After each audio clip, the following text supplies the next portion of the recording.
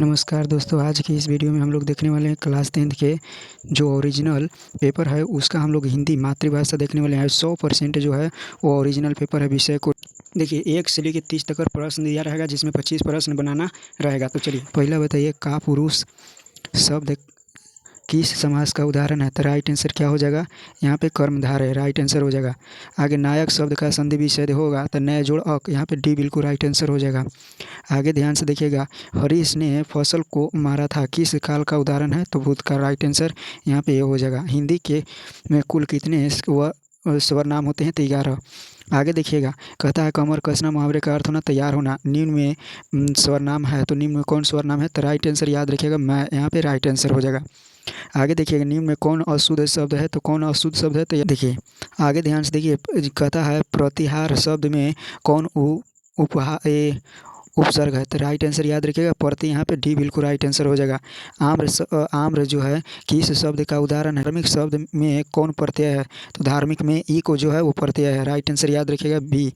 कहता है सरकार शब्द किस लिंग का उदाहरण है? तो यहाँ पे राइट आंसर स्त्रीलिंग, बिल्कुल राइट आंसर हो जाएगा। सरकार शब्द की से लिंग का उदाहरण है तो स्त्रीलिंग। कहता है इधर का विलोम क्या हो जाएगा? तो उधर, बिल्कुल राइट आंसर यहाँ पे डी हो जाएगा। निम्नलिखित में कौन शुद्ध वाक्य है? तो कौन इनमें शुद्ध वाक्य है? ये शुद्ध वाक्य है, मैंने 1 वर्ष तक उसकी प्रतीक्षा की, राइट आंसर यहाँ पे ये हो जाएगा। कहता है कुल 4 आदमी किस पदबंध का उदाहरण है? तो किस विशेषण, बिल्कुल राइट आंसर हो जाएगा। रोज नदी कहाँ है? रोज नदी याद रखिएगा कहाँ पे है? तो फ्रांस में, बिल्कुल राइट आंसर यहाँ पे सी बिल्कुल राइट आंसर हो जाएगा। कहता है मछली शीर्षक कहानी में मछली किसका प्रतीक है? तो यहाँ पे माँ का, बिल्कुल राइट आंसर ये हो जाएगा। ठीक है, इसका याद कर लीजिएगा, माँ बिल्कुल राइट आंसर हो जाएगा। देखिए आगे जो कहता है, आगे ध्यान से आप लोग देखिएगा, कहता है कि भंगू कौन कौन था? मछली शीर्षक कहानी के आधार पर उत्तर दे। तो भंगू घर का नौकर था, बिल्कुल ए राइट आंसर। अशोक वाजपेयी के अनुसार फ्रेंच शासकों ने पोप की गतिविधियों पर नजर रखते हैं, तो इसका राइट आंसर।